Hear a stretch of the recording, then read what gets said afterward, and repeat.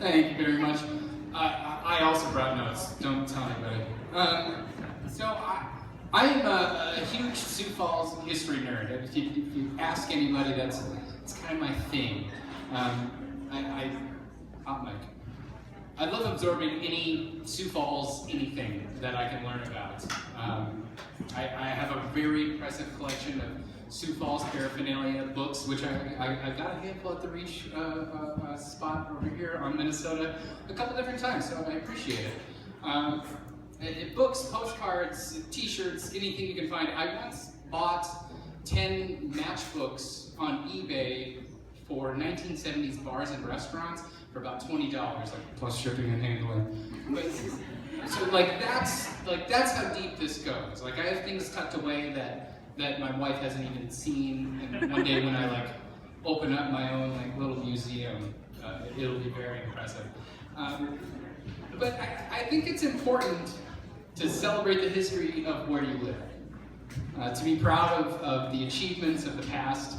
As South Dakotans, I think we have this sort of built-in humbleness where we don't always really do that. We're very happy to be like, don't mind us, nothing to see here, just keeping our heads down, that sort of thing. But I think it's important to celebrate those successes and those interesting facts.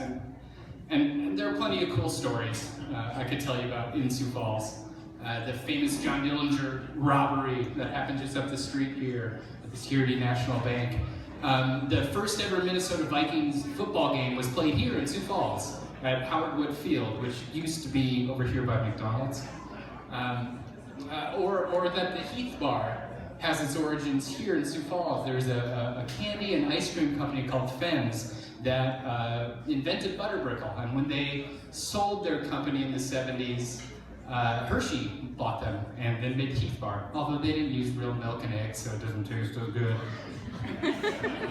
But, so I could ramble on and on and on about these different interesting, cool stories to be proud of Sioux Falls, but to me, the number one thing, the biggest deal in Sioux Falls is Captain 11. That's a great response, isn't it? So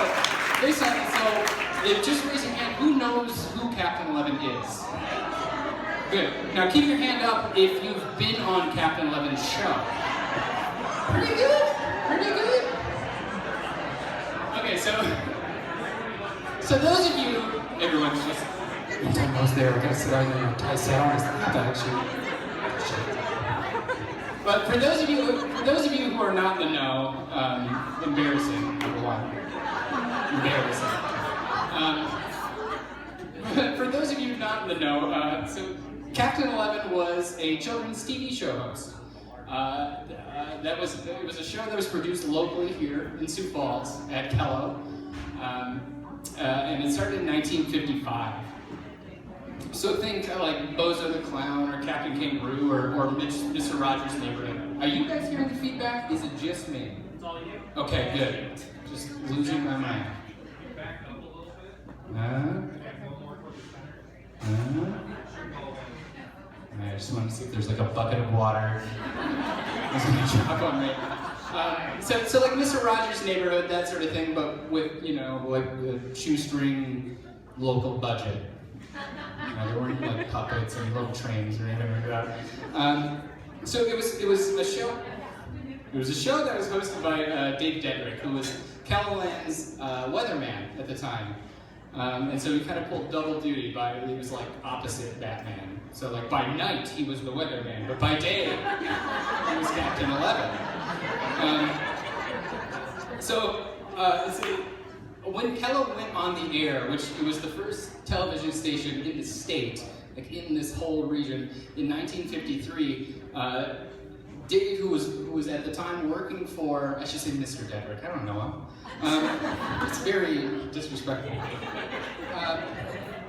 When the station actually went live and went on air, the first sounds that came over the air, was serving the mighty Sioux Empire. This is Kello TV, Channel 11, Sioux Falls, signing on air by the authority of the Federal Communications Commission, which is pretty boastful, and then it kind of goes up at the end of the whole FCC thing. But so the very first sounds that anybody heard was his voice. By winning a coin flip, Dave Dedrick was made Captain 11. So the basic format of the show was pretty simple. It was a big deal. This is 1955. He was a huge deal in South Dakota, and he was the kind of local celebrity that we don't really have anymore, that doesn't really exist anymore.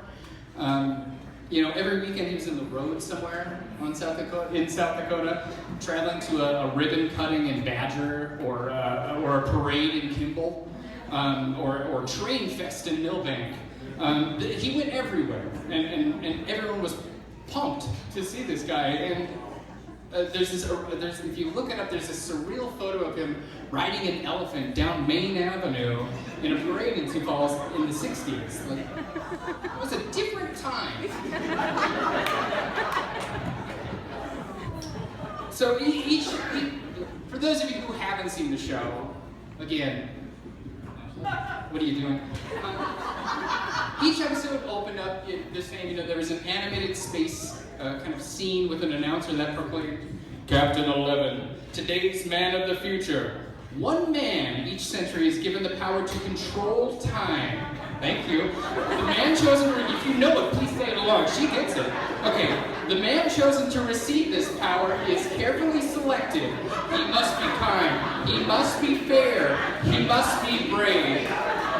You have fulfilled these requirements, and we, the outer galaxies, designate you the wisdom of Solomon and the strength of Atlas. You are Captain 11.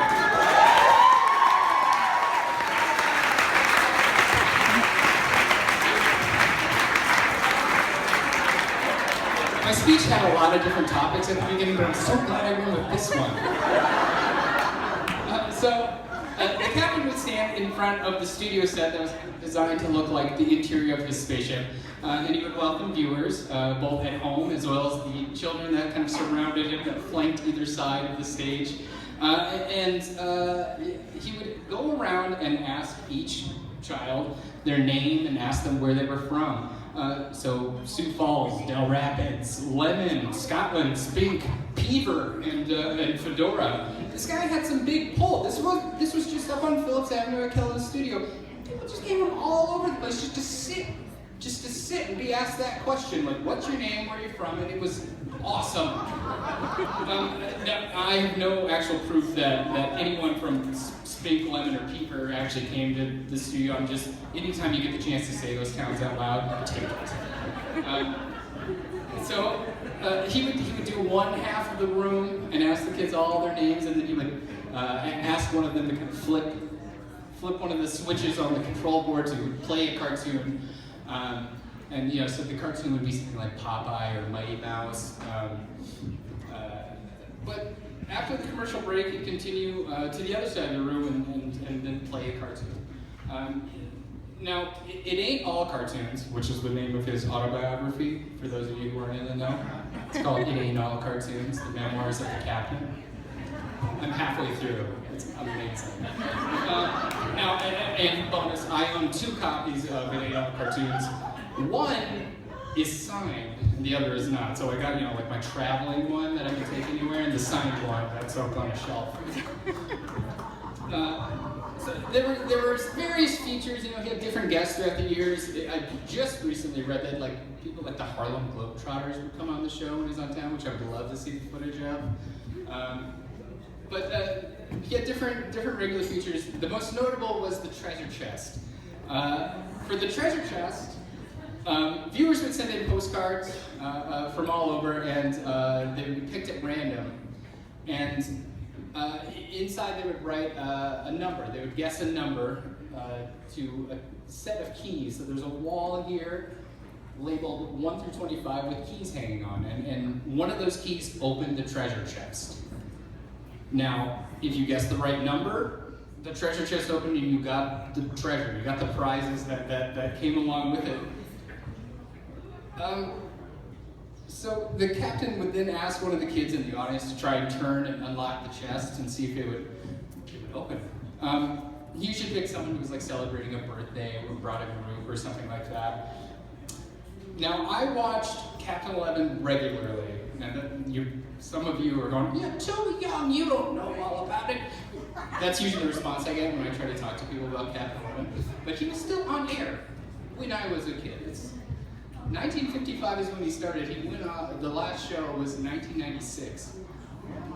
Yeah, I got more facts on that later. We'll save that. Put a button on it. So I watched it regularly, and so at this point it was on Saturday mornings at noon, and I always eagerly awaited the treasure chest segment. Not because I sent in a postcard. I don't know that ever occurred to me to do, like that I could actively do this. I just really wanted to see that treasure chest open. So I wanted to see it open, and I wanted to see the treasure that was presumably inside. This was exciting to me, and every time I watched it, it never opened. Never opened. Ever. Until one day, it did open. Now, I've been on the Captain 11 show twice in my life. Not to brag, but I wanted to put it on my resume.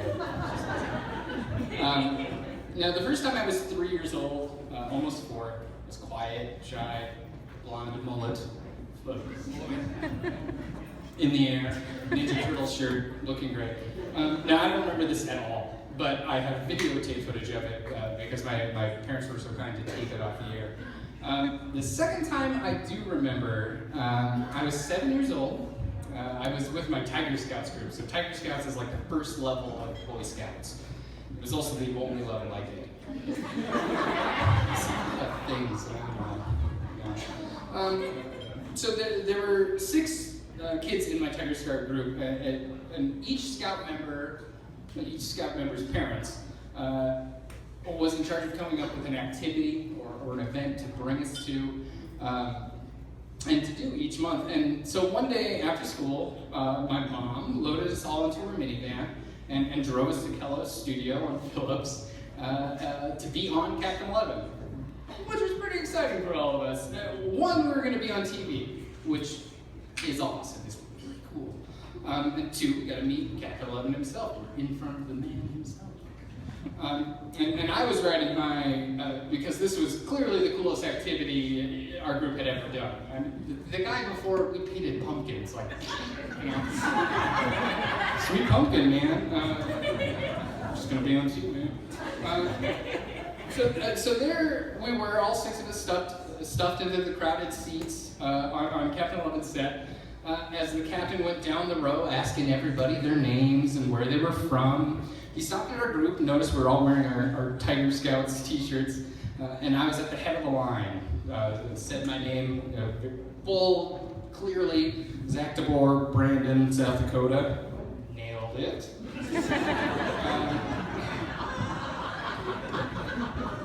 So he went down the line, asked everybody else their name, and then he played a cartoon. But at the end of the show, we were sitting there at the end of the show, which meant it was time to try to open the treasure chest. And suddenly it dawned on me that I might be the guy that it comes to pick. There wasn't anybody, there wasn't like a cute little girl, like a fun dress, and there wasn't anybody's birthday, and I'm like, well, yeah, look at this. We got the Tiger Scouts, I'm here. So, it was my group, it was my activity that made me kind of like the de facto leader here. If anyone's capable of turning this key, it's going to be me. And I was sitting real close to the treasure chest. Things look good. So this was my moment. So he read the postcard, and key number 17. And so he took the key down from the wall, slid it into the treasure chest lock. The captain made his way over to our group and looked over at us and asked, "Say, could one of you help me turn this key?" And he pointed to Jeff Tabbert.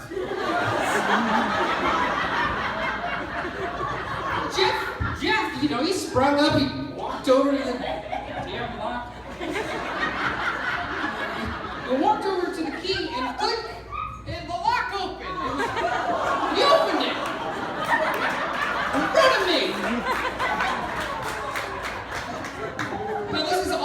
tape, so you can see the crushing disappointment in my face when I wasn't asked to open the treasure chest.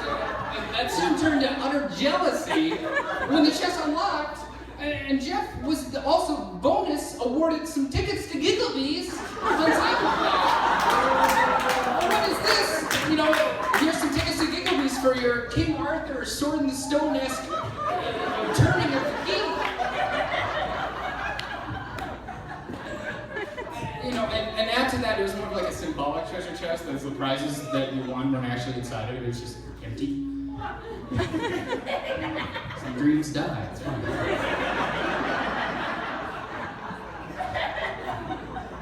I was ready to go home. Now this did not crush my admiration for the captain. Maybe he saw something in Jeff that I didn't see. Maybe he needed it more. I don't know. I haven't talked to him about it. My high school reunion's coming up. So Captain 11 and Dave Dedrick, he retired on December 27th, 1996, making it the longest continuously running children's television show in the United States. 40. More than Captain King, more than Bozo the Clown. Suck it. We got that title.